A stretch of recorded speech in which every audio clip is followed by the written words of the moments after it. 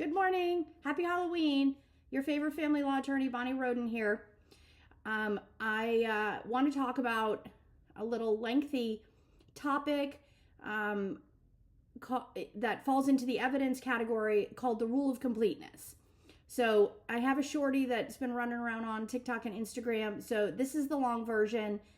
So settle in and let's take a quick lesson on evidence, specifically how it applies the rule of completeness to text messages, emails, audio, and video recordings. So comes up a lot. Rule of completeness is in Florida Statute 90.108 subsection 1. This rule says if one party introduces part of a writing or recorded statement, the other party can require that any other part or any other writing or recorded statement that should be considered in fairness must also be introduced at the same time. That's what's called the rule of completeness. The point is really simple. The court must see the whole story, not just a cherry-picked line that changes the meaning. Here's what I see all the time in family cases, especially this week, which is why it's been on my mind as I sat and observed as a non-party to a family law case, and it was a final trial. Someone screenshots a message. Maybe it's a nasty response. Maybe it's not, but leaves out the 10 calm, reasonable messages that came before it. I'm not saying that that's what I saw in the hearings this week, because it's not, but that is often what happens. But when the full conversation is shown, it will flip the narrative completely around.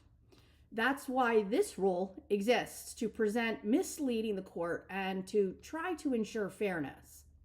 So when you're communicating with your co-parent, always assume a judge might read every word, a guardian ad litem, an attorney, or a mediator might review those texts, and 3, if your case ever goes to trial, those messages may become Exhibit A or B or Q.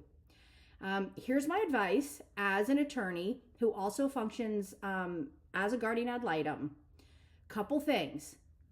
When you're corresponding, and this is good for verbal communications too, but in general, when you're using emails and texts or Facebook Messenger, that's a big one that we're seeing in the last year or two. First of all, stay calm, stay factual, stay on topic. Next, never write anything you wouldn't want read aloud to the judge. If you don't want him or her to hear it, don't write it.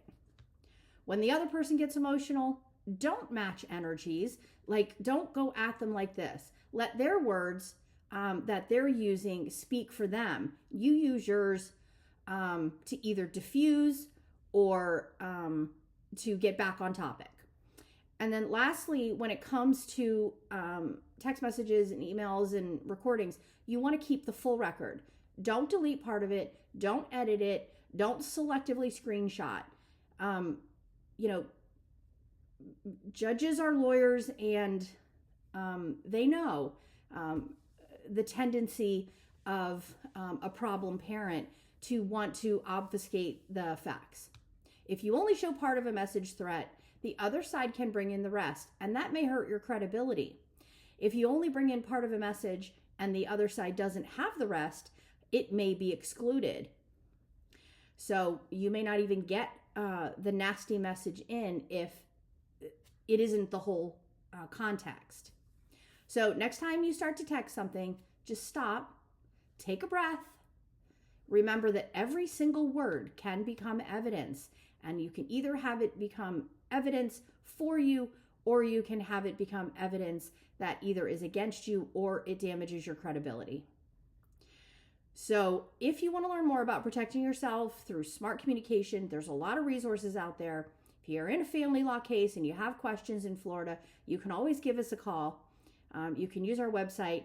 We're here to help you with all things family. Happy Halloween.